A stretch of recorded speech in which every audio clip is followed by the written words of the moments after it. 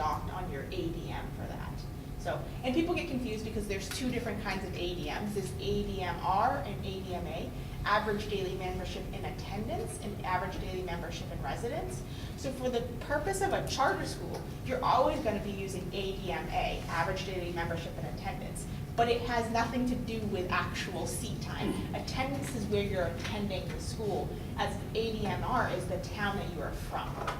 So in a traditional district school, it's usually the same unless they have, you know, it's usually the same at the elementary level, sometimes changes at the high school level when we have regional high schools and you're attending a high school that's not maybe in your resident town.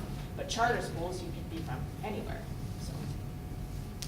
So that's about that. There is one more bucket of money that is not necessarily relative, but I do want to bring up because a lot of people keep asking about it, and that's Keno money. So Keno money, the legislature decided to legalize Keno last year and then also use it to pay for full-day kindergarten. You all obviously don't have full-day kindergarten, so that doesn't really matter, but it does come up from time to time. So if you have a full-day kindergarten kid, you get an $1,100, an additional $1,100 for full-day kindergarten based on Keno money. So it's called Keno Garden, and the news was very cutesy when they came up with that. Kind of stuck because it's not really true kindergarten aid, so it's kind of always stuck with that. So that's the formula. And it works a little bit, so that's how it works for all charter schools except the Virtual Learning Academy. The Virtual Learning Academy works very differently. They actually get less money per pupil than all of the other brick and mortar charter schools. Is that because they are virtual? Virtual? Yes. It's what they decided as a law. There was a while that they were getting the same amount as the brick and mortar schools, and then they kind of separated it out. The interesting thing about Virtual Learning Academy is, though, that a kid doesn't necessarily need to be enrolled at Virtual Learning Academy. They can just take a class at the Virtual Learning. So there's kids statewide, probably maybe Founders kids, that take classes at Virtual Learning Academy, and VLAX gets credit for them. That doesn't work anyplace else. So like if a kid here is taking a class at West isn't going to get partial credit for it. You're not going to get partial credit for a West kid that comes over and takes your awesome history class with Michael. So, so that's not wrong. So that's how that's how the state funding for charter schools works. So I just want to talk a little bit more about per student dollar amounts. I'm going to get my computer unlocked here, which is hard. Per student dollar amounts, because this is something that charter schools, or actually people statewide, are often very, very confused about. So we know at your regular public school districts that the average cost per pupil last year was about $15,000. It was $15,311. Everybody knows that statewide. And I often get asked by charter school people, why, if a district gets that much money, how come the charter schools don't get that much money?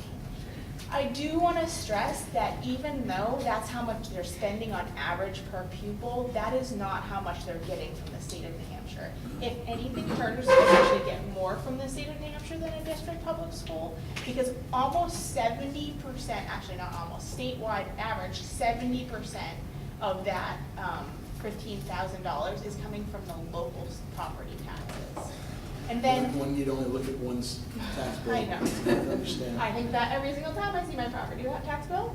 And then something else that's interesting. So when you look at this formula here on paper, if we're looking at the traditional public school one, there's actually, so it would tell you the total amount that we owe you, and then an amount would be netted against that. So that's, you know, when your property tax bill, so you have local education property tax, other local taxes, and statewide education property tax.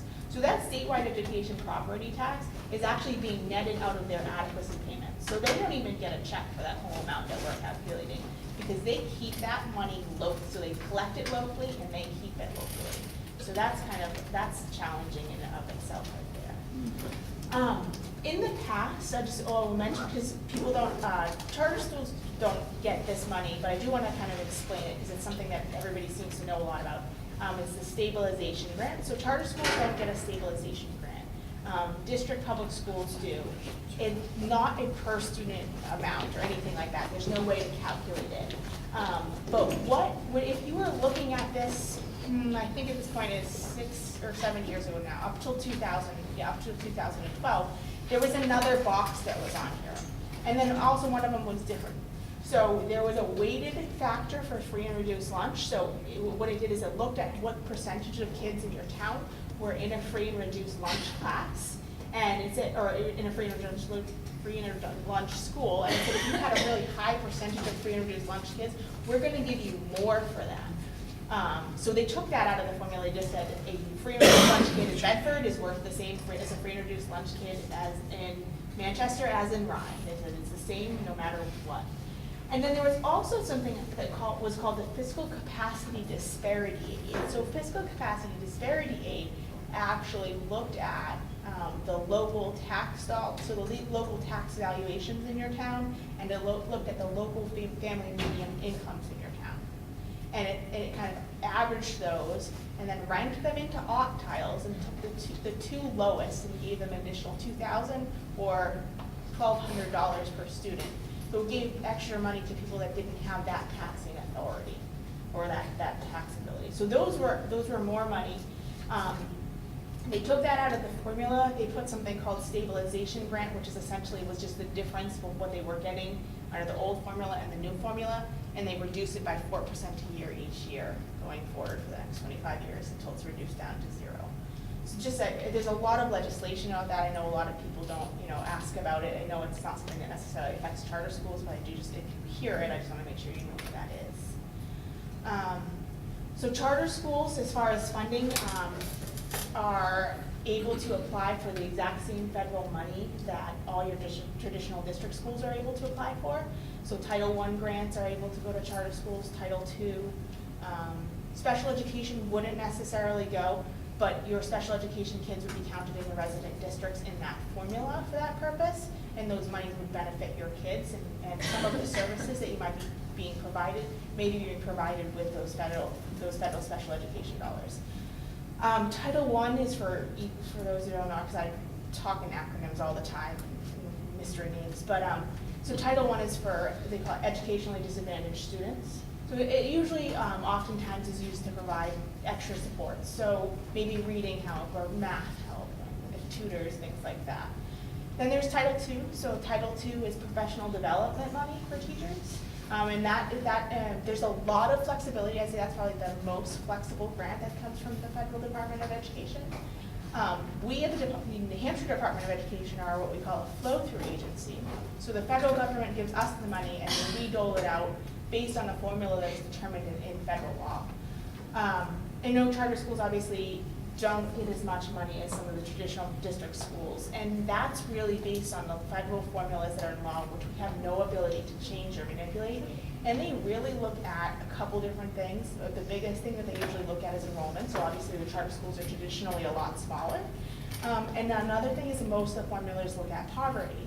So back to when we're talking about charter schools struggling to get kids to say that they're free and reduced lunch, if you have a lower poverty count and you don't have that documentation, those are also federal resources that you're missing out on the school.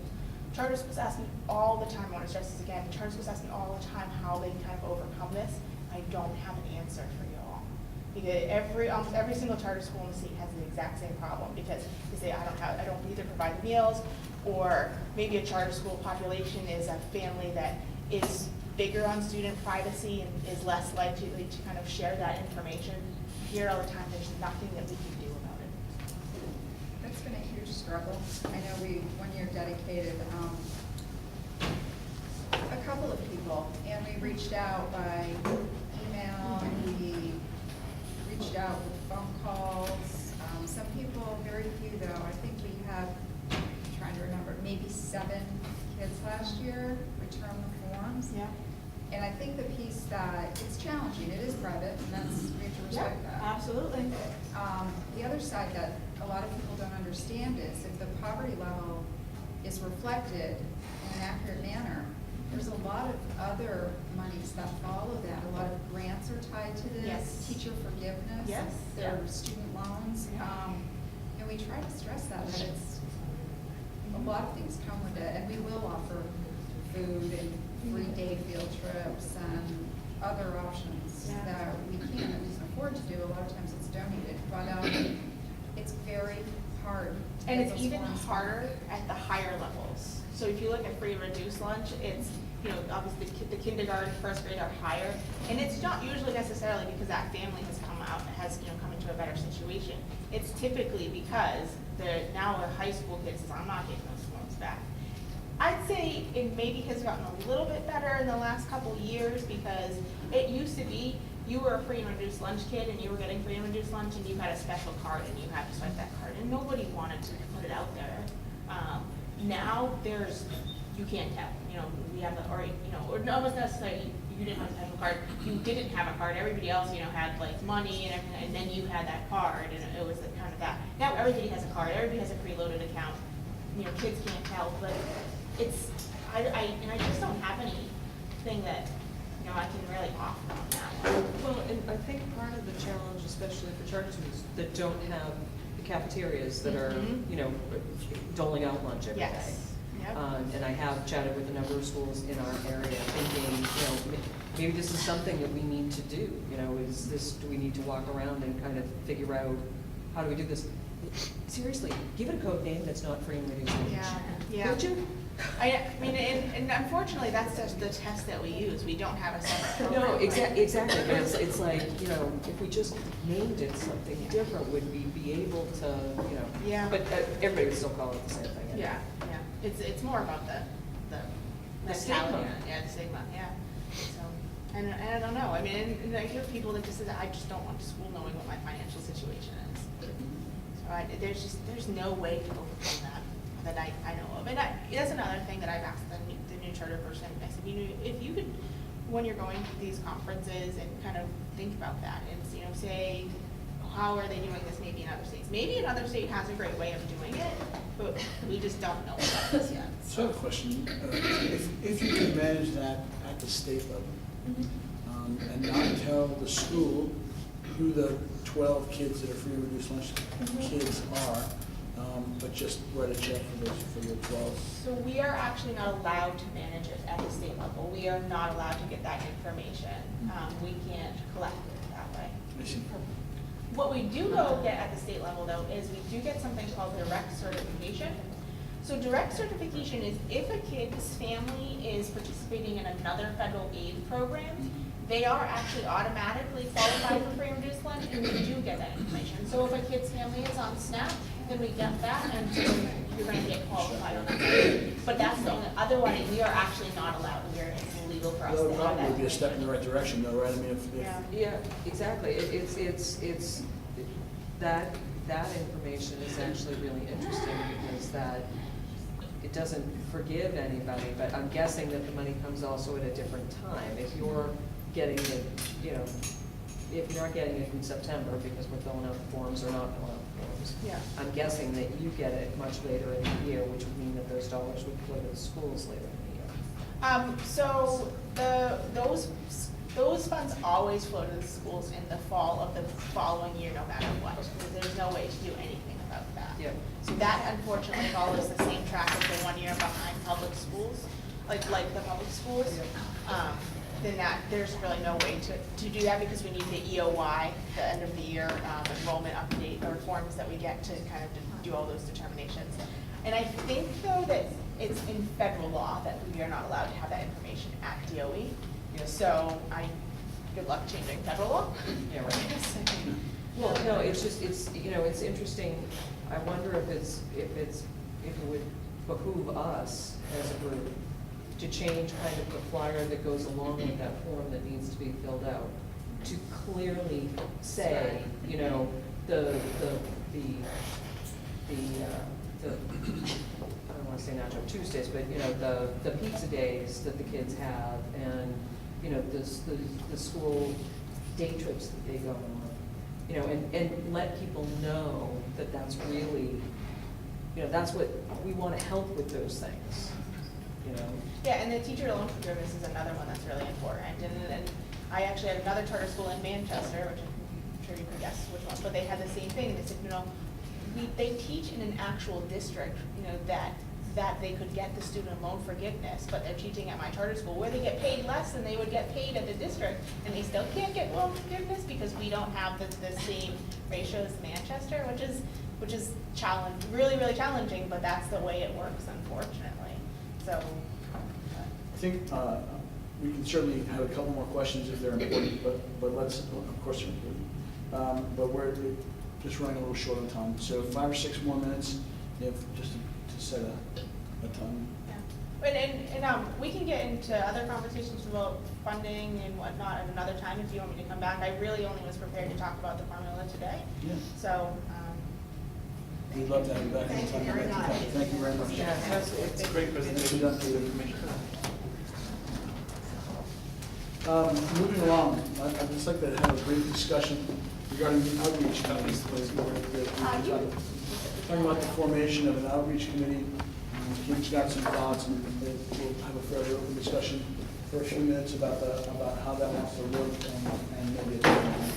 So if you've got, why don't you share your thoughts? Sure. So we have an outreach committee, board committee. It's been in existence since about the beginning of the school. It hasn't really done much. It's basically sitting there. The primary focus of it was to network with parents and fundraise. And not much really happened over 3 years. So the thought is, that any fundraising that's going on, with the exception, I think, of one, primarily happens in the school, and at least they're maintained in the school and run in the school, handle the paperwork of it, is to take the outreach committee and turn it into a community outreach committee so that it's reaching out to the community. This includes some of the conversation later about service hours for students and so forth, and the board had a conversation about service hours for board members to sort of lead by example and participate in the community. So a thought I had was, why not tie the outreach committee, draft a description for the outreach committee that the board can adopt and use this. We could possibly use it for internship opportunities. We need to start looking at that. We have seniors next year. We could use it for that out there in the communities. The kids are volunteering for other nonprofits and businesses. They may make some connections through this for some internship opportunities. And also reaching out to other groups that may not hear about the school. We could be approaching Girls Inc., the Boys and Girls Clubs. We could be going to a lot of other areas with students that maybe their parents are just not aware of the school, or the students aren't hearing about the school, and get the word out there. If they live in Manchester, transportation wouldn't be an option. They can take the bus and take advantage of a charter school. But the important piece, I think, first is the community outreach and providing an avenue for kids to start working on service hours. If the school's moving in that direction, the board is thinking about that. So, and the school would be considered, it's a community, right? We're a nonprofit. If that was a qualifier, they could be working here at the school, donating time to the school as service hours. We could host 3 or 4 set days where the kids could come in and do various things, and they would receive credit towards those service hours. So just a thought, very broad, out there for conversation, if anybody has any thoughts. Any questions or thoughts on that? I find it to be imperative that we really dig into this. I think that the students, it used to be a huge thing to be in Boy Scouts and Girl Scouts, right? And you were out and you were doing things for your community, and that, at least in my experience, has kind of gotten a little smaller. And I think that there are a lot of kids that haven't had an opportunity to provide service to someone else.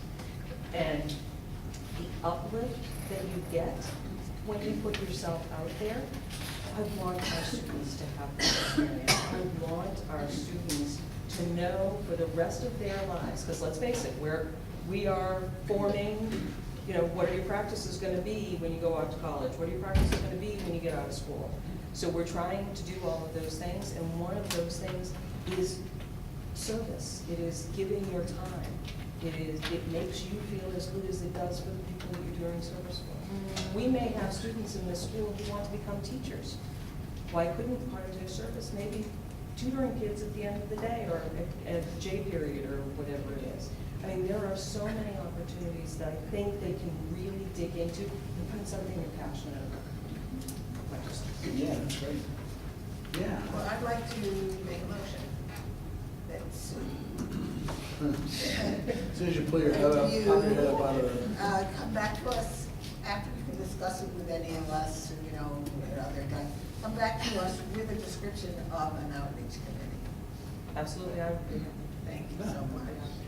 Well, I don't know. Yeah, I don't think that calls for a motion. Need a motion, it's a Yeah, if she's willing to do it, then that's awesome. Okay. And then she can Thank come you back. so much. I absolutely would, absolutely. I think it's. Rather I than think it's us really discuss it important. now, if we have something to look at, Yep, then we would. yep, I agree. Yeah, thank you. So by the next board meeting, yes? Yes. Okay. And I think, Christie, with all of your community outreach and involvement through your job, that might be something to. Oh, absolutely. Yeah. I'll be knocking on everyone's door.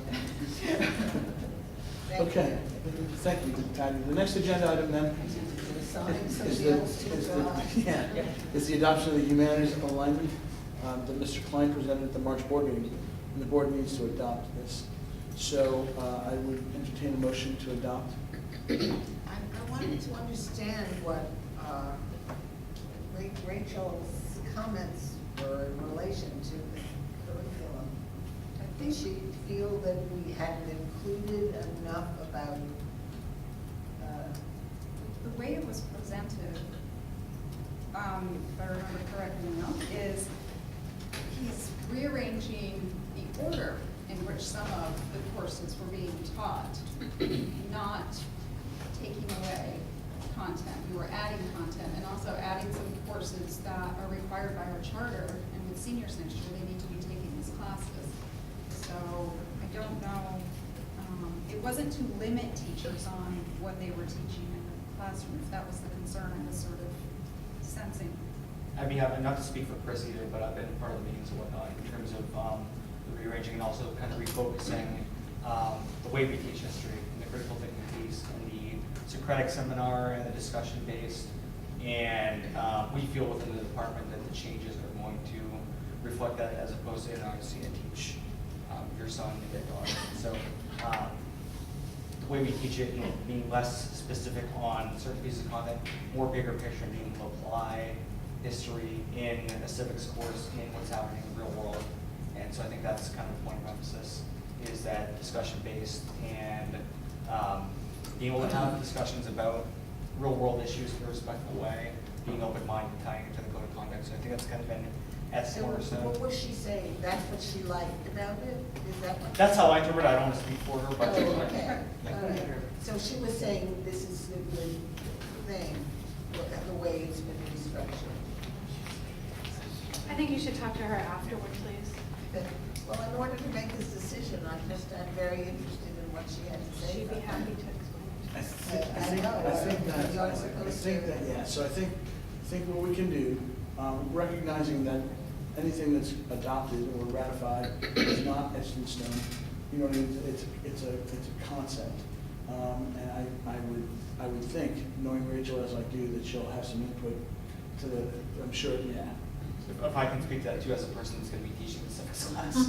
Yes. It's going to be May when we come back from break, and I need to develop a syllabus for the civics class. Chris needs to develop a syllabus, and he and I are going to have a work cut out for us. And so I feel like I will speak for him here that we need a decision on this because we need to develop the curriculum. I'll talk a little bit about We the People. Yeah. We have a lot to work with there in terms of that, but we have to adapt it. We can't just take that and, Yeah. take a box content and teach it. We need to be able to, what we're calling founderize it and turn it into something that we can adapt, so. Sure. So I would encourage, given the timeframe that the educators are working with, I think we can just adopt, knowing that it's not cast in stone, but flexible. So I will entertain a motion. I'll make a motion. Excellent, to adopt the humanities alignment as presented. Yeah. I'll second. Seconded. Any further discussion? So, Rachel, you just walked back in, and I just want you to know that we are all want to make sure that you understand that as we are having these discussions around the curriculum and adding to the curriculum and reworking when things are hitting in the different classes, we want to be very aware and listen to the students and listen to the teachers as well. It's really, really important. So I think that that's what I do from what I know of Founders. I think that that's almost in time. And I would remind you that it's not appropriate per bylaws to address the Sorry. folks that are here. She wasn't in the room. She just. Understood. Got it. I'm not buying it, but I understand. Yeah. So we've got a motion and a second. We've got some discussion. Is there more? Okay, let's call the vote. All those in favor? Aye. Opposed? Any abstentions? Well, I would like to remind everyone that I do not vote on this board. We don't vote on this board for our charter, neither does the faculty trustee. So not that we're not interested, for those that may be new to the board, it's just that we do not have a vote. Thank you. Thank you. So the next item on the agenda is the adoption of the 2018-2019 school calendar. I believe you all have a copy, yeah? Yep. Mr. McKinsey, would you like to speak to that?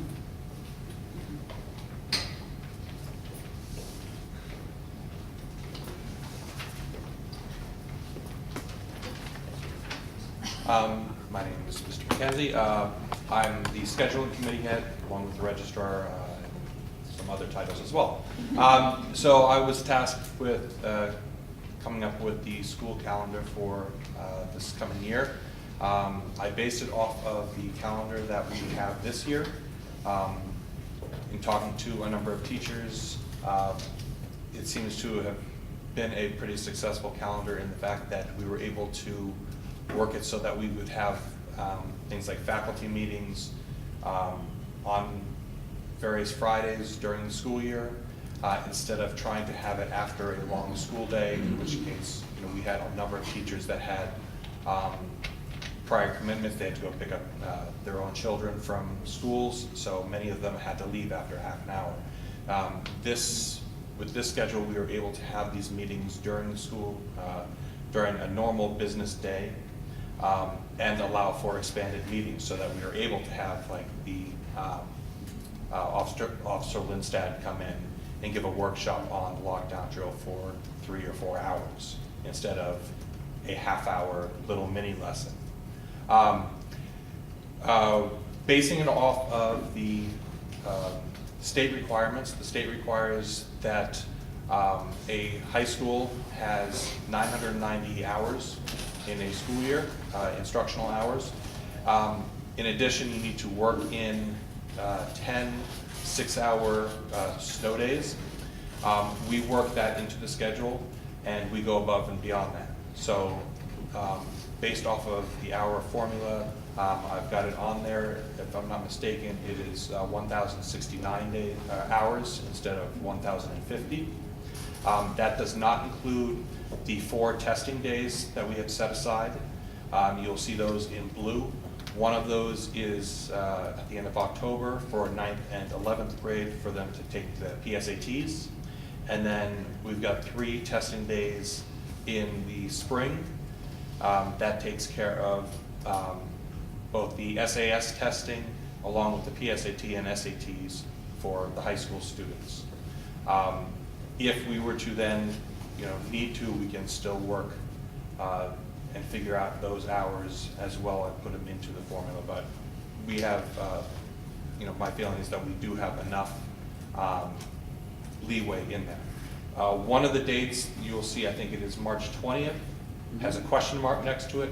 The reason why that has a question mark is because during the spring, that is when the 11th graders take the required SAT date. That date is set by the state. And so every junior in the state takes their SATs at the same time. When I created that calendar, they had not announced next year's date yet.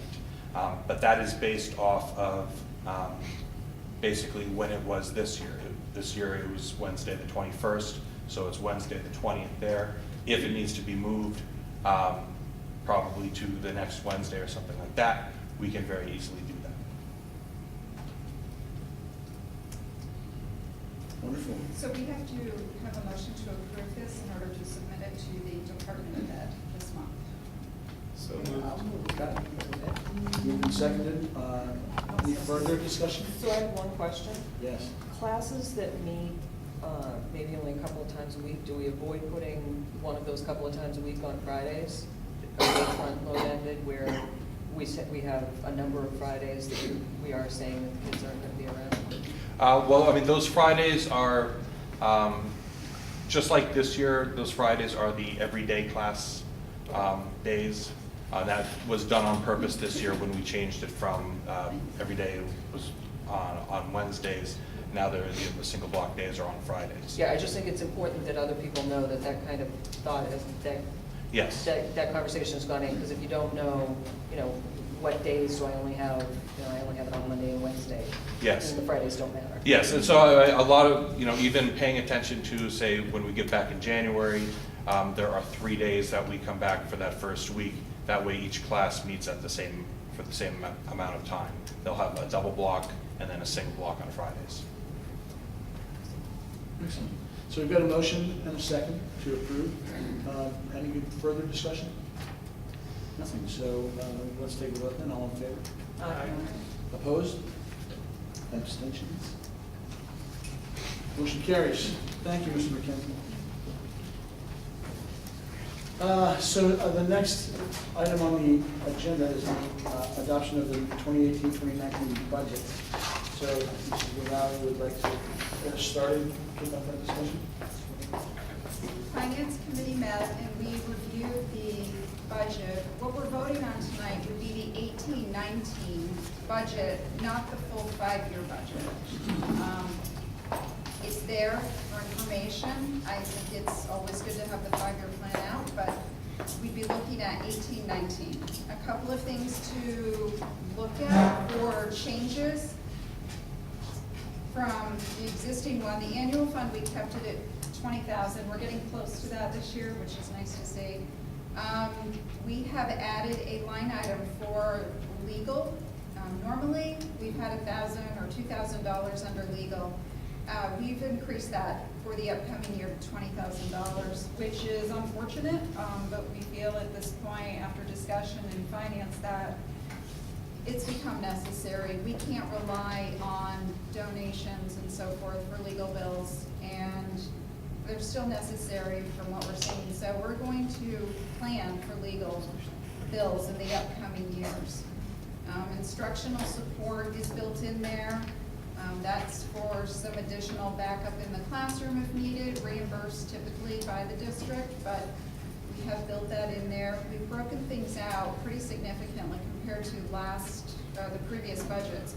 We've broken things down, not just by department, but we've broken out all the salaries, we've moved people around to where they truly are. There's a student services support person who was splitting her time, we thought, between 2 areas last year, but it turns out she's in student services full-time, so we moved her over there. When the salary schedule can be released next month, that will all be in there. People will see that it's very clearly spelled out. Some other things, we've had minimal increases for administration. We've left that. Where we're seeing some increases that we needed to look at also were health insurance. That just seems to be a constant climb now that we're providing it. We certainly want to keep offering that. More people are signing up for it, and we anticipate more as we continue to grow. Trying to think of some of the others. The rent is going up. There is a formalized lease being drafted right now between the foundation and the school. We've never really had the need for that in the past, but we now feel the need to implement a formal lease. So that will be brought to the board by June. I think at the pace we're going, I think it's going to be June. Part of this being approved is the holdup. We need to have the rent in there and so forth, and what the foundation will provide, what the school is paying for, and that's in this budget. So that will be coming as well.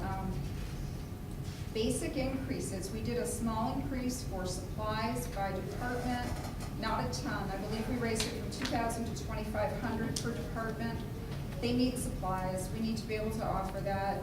The art department this year has gone over, it looks like they're going over, but they had a larger donation last year, which they're basically using up right now. So we're also making adjustments to electricity, that bill seems to be climbing, and the gas bill has taken a jump. So those are factored in here. The custodial agreement's factored in here at $65,000. We shopped it around again. The one thing that we always hear from people visiting the school is how clean the place is. So a little over $1 a square foot if we get down to it when we see what the building is. But that came up all of these came up in the finance committee. And we feel that these numbers are as tight as they can be right now.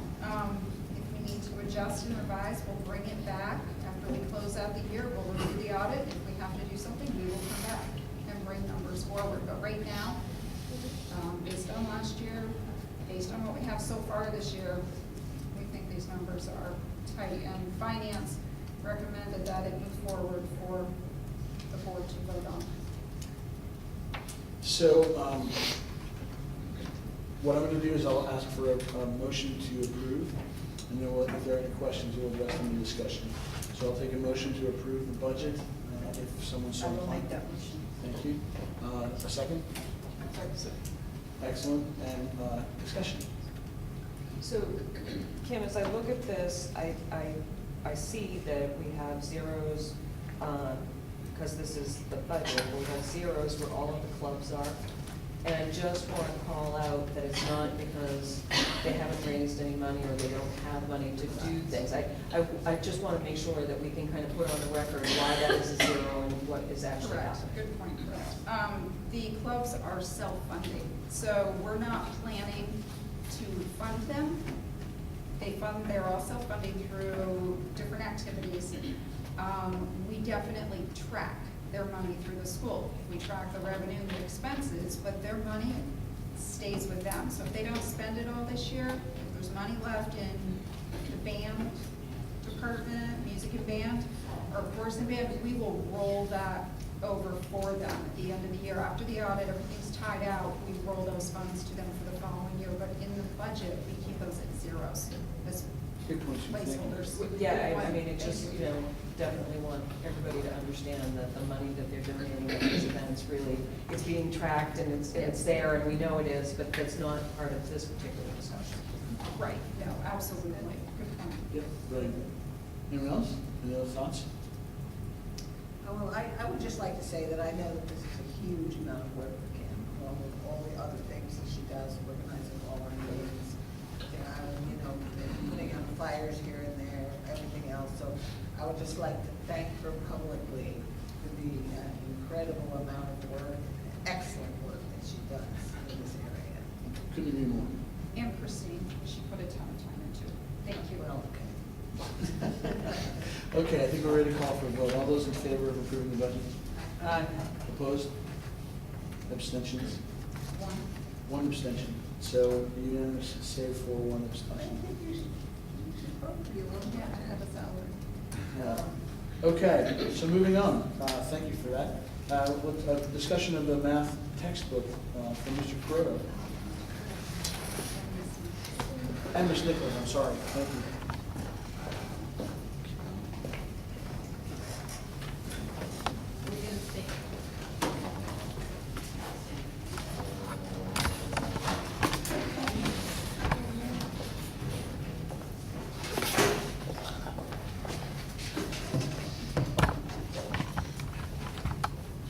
Okay, ladies and gentlemen, good evening. Thank you again for the opportunity for me to speak. So my name is Mr. Andrew Croto. I'm the current Vice Chair of the Math and Science Department. As Dean Mooney mentioned in her address, next school year we're going to be splitting up into Math and Science. And I'm very thankful and honored to have the opportunity to lead the Math Department next year. So I'm very excited and looking forward to that. So thank you for that opportunity. Dr. Kensington was supposed to come, but he had to leave at the last minute. Ms. Jenny Nichols has come to be here as well. And I just want to say I'm very thankful to be a part of a wonderful math department. We work very well. We collaborate, we share ideas. So that's very great. So I'm thankful for Virginia to be here this evening. So I just wanted to highlight a couple of things that's going on in the math department. There's a lot of great things happening. I just wanted to tie in a couple of those points. So the first thing we're talking about is we're looking at our curriculum now, and we're making some updates, in particular identifying where specific concepts are being covered. So we started with the main objective of courses 1, 2, and 3, so the middle school level. And so we wanted to highlight what are the important skills that they should be learning in those classes. And in particular, we want to start to prepare them for when they get to high school. So when they get to algebra, what are the specific skills that they need? So again, fractions, being able to add, subtract, multiply, divide. How in-depth are we going to go? So in course 1, they'll be introduced to it. In course 2, there will be an extension of it. So in course 1, they'll learn what is a fraction, okay? How do you add? How do you subtract? How do you multiply? How do you divide? And then when they get to course 2, when we learn about integers, positive and negative, now we can add in, okay, negative fractions. Now you have a negative fraction, you're going to add, subtract, multiply, divide. So again, the skills keep building as we progress into the upper levels. And also another big thing that we're looking into is textbooks. So again, we started our search with the middle school level, so again, course 1, 2, and 3.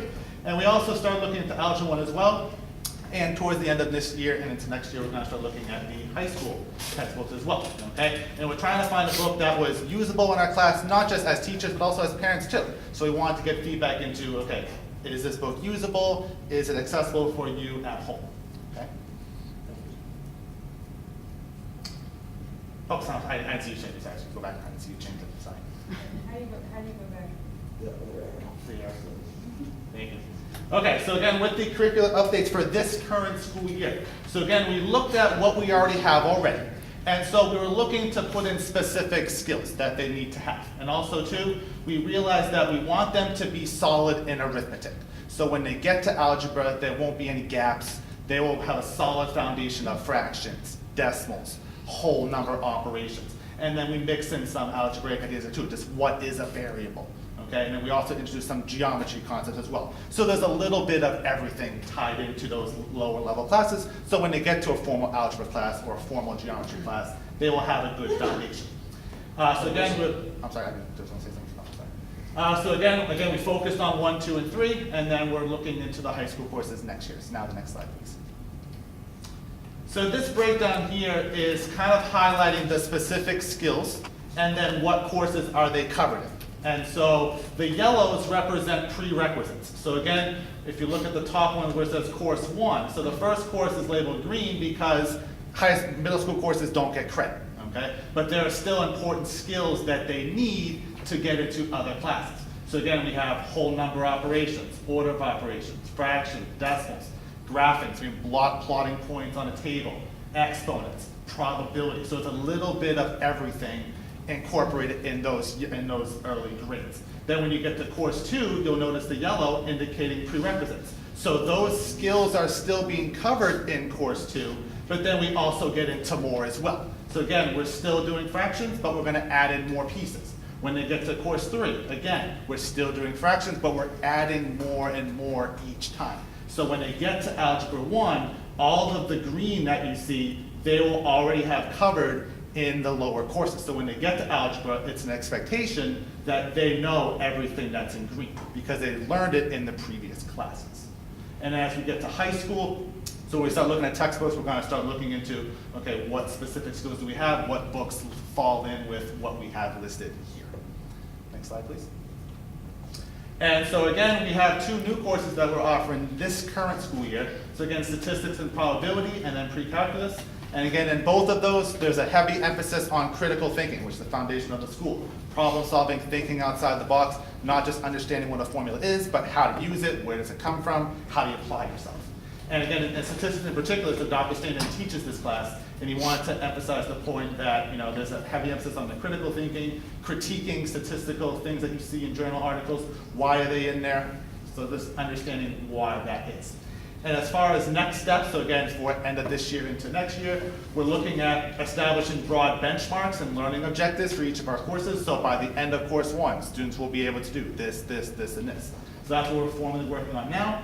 We've also been talking with the science teachers to kind of figure out, okay, what are you doing in your science class? What math skills are in there that you would expect they would need to know? How to interpret a graph. So that's why we do graphing in course 1, because in 6th grade science, they do graphing. So they need to have that skill. So there are other things that we've talked about, so we're going to continue having that discussion.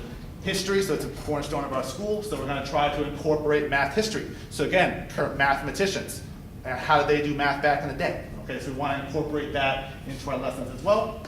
Leadership, discussion, problem solving. So these are things that we are currently doing. We want to improve. So what else can we do on top of what we're already doing? Next slide, please.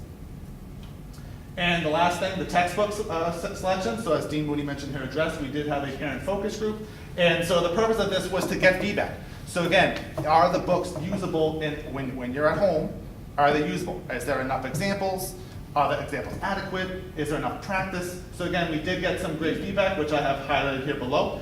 And the book that we ended up choosing, Holt McDougall. So again, it was a nice complete set, so course 1, 2, and 3. And one thing that we liked about it was that it seemed to fit with what our curriculum is. So again, the concepts that were in the book seemed to fall in line with what we had, so it was an easy transition there. And we also liked the fact that there was an adequate amount of examples, practice, so that when we're at home, we do things in class, but then there's numerous examples when you're at home. So if you're not getting it in class, you can practice at home. So we like that and that. And in particular, there were 3 stages that they labeled. So again, practicing, so guided practice with the teacher, independent practice in the classroom by yourself, and then practice at home. So 3 stages, so we like that. There's a lot of opportunity to practice. And so that was all that I had. So if there are any other questions, I'm more than happy to answer at this time. I don't have a question. I don't have a question as much as a statement. I think it's admirable that when you're working across disciplines to try to unify the curriculum. You know,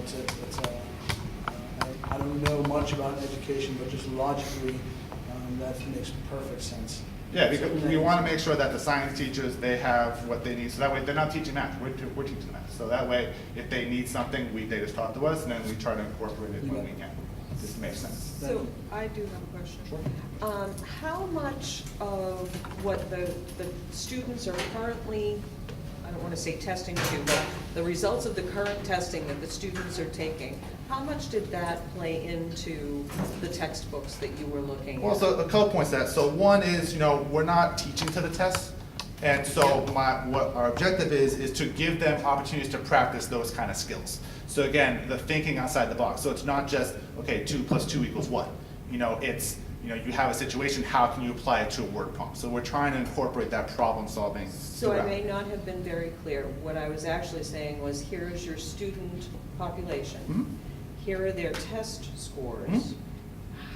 Where do they need support? And is that how you chose that book? Yes, so 2 things. So algebra seems to be incorporated in the younger grades. So like in the 8, 9 PSATs, there are a lot of algebra questions. Yep. So that's why we're trying to incorporate that sooner. Yep. So not a heavy emphasis because there's a formal algebra class, Right. but we do want them to be aware of, okay, what's a variable? What's an equation? These are some things that are showing up. Right. And so we want them to see it before they get to algebra. So like something like x + 5 = 10. What does x equal? That's a one step that they should be reasonably able to do in the younger grades. Now again, it's a formal algebra concept, but we feel as a department that we can start to incorporate a few things before they get to algebra.